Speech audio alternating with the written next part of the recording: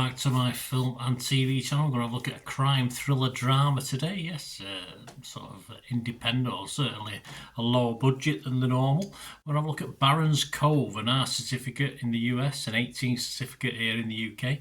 Interesting runtime, just under 2 hours. We'll talk about that later on. Luna Guthrie of Collider website said of this, a razor-sharp, emotionally devastating crime thriller. AlexiAction of Film Threat was barking mad though. He said it's just another dog in an army of duplicates. Yes, so razor-sharp, we've obviously seen it all before.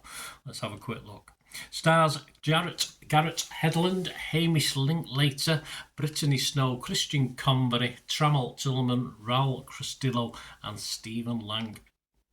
What's it about? Serious subject, yeah. After his son is tragically killed, a grieving father with a history of violence kidnaps the child responsible, igniting a frenzied manhunt fueled by a powerful politician, the father of the kidnapped boy. Of course he is. Cover-ups abound on this one. Yep, a gripping start to this crime thriller. There's no certainly very fast-paced to begin with.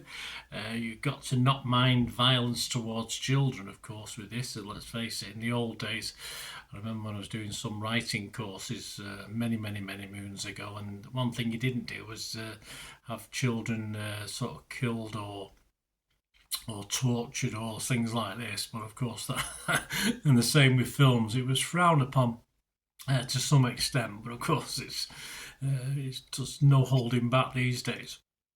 A strong cast, yes. Garrett Hedlund in particular leads this very aggressively for me, and is spot on as a grieving father. I was very impressed with his portrayal, with some capable support in the likes of Stephen Lang, of course, who plays his uncle. And yeah, a special mention for a great part played by young Christian Convery as well, who plays Ethan in this. Great little actor. Things unravel really quickly. I mean, by halfway through the film, you wonder how we've got to keep up this pace. You know, you think you've sort of seen most of the action, but as conspiracies are introduced, it manages to keep things ticking along nicely. Your trust level of certain characters plummets or soars or plummets again. I mean, it's all over the place as far as characters and whether you should like them or not like them, etc., etc. As I said earlier on about this near 2 hour runtime, I usually bulk at anything like this.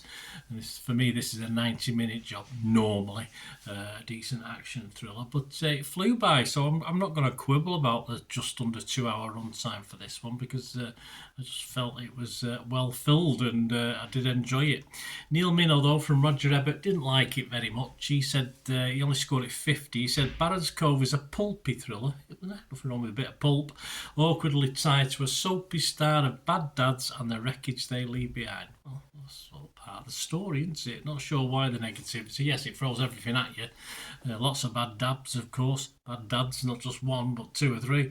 But it's just really entertaining for me. It just flew by. Roger Moore of Movie Nation was even unkinder with a 38 score. He said Kelman's direction of his script highlights its more arch or even ludicrous stroke risible elements. The pacing is too sedate to give the narrative urgency and race past the clunkier moments, and the performances aren't any more subtle than the sometimes absurd action beats. I'm not sure really I watched the same film here as Roger. Could not disagree more with his critique about pace, narrative.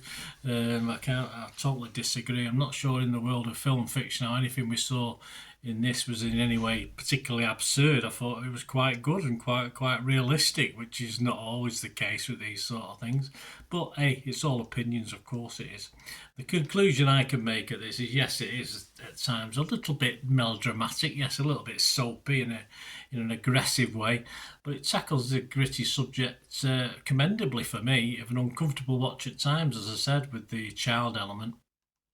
But I just thought, because I hadn't heard much about this, and it was just a nice, pleasant surprise of a movie for me.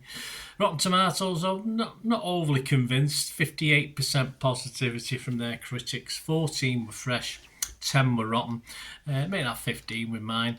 Metacritic, just 4 critics on Metacritic have bothered to watch this.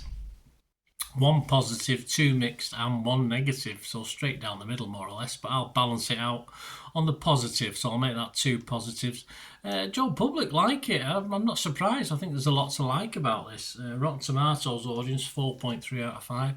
Internet Movie Database 6.1 out of 10. All right, it's not a vast amount of reviews, just 540ish as I'm recording this on the 15th of August 2025.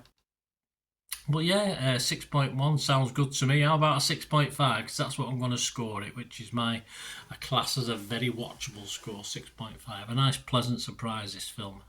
Enjoyed it. Say, just under 2 hours, it sort of flew by as well. Great entertainment. There you go, guys. Let me know your thoughts, please. I hope you enjoy the content. Let me know your thoughts on this film or anything to do with film and TV. And of course, if you want to help support the channel, there are ways of doing that. I'm always much appreciative of any ways you can support me. Or yeah, if you just want to contact me through my various socials or follow me, etc. All you ever have to do is keep watching and listening. I again hope you enjoyed the feature, guys. Thanks for watching. Please, if you did enjoy the content, please give us a thumbs up, and if you've not already done so, press that subscribe button. If you've not already subscribed, that'd be wonderful. It's free to subscribe, absolutely free. Also, check out my social media links if you want to follow me on TikTok, Instagram, X, Facebook.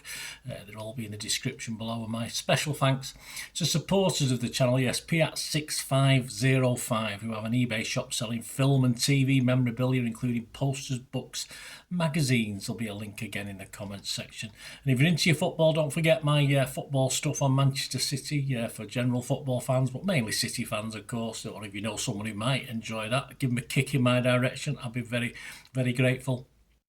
And as ever, guys, comments on this feature is wonderful. Anything to do with film and TV is always very, very welcome. It's great to talk film and TV. I thank you guys for your support. Stay safe, everyone.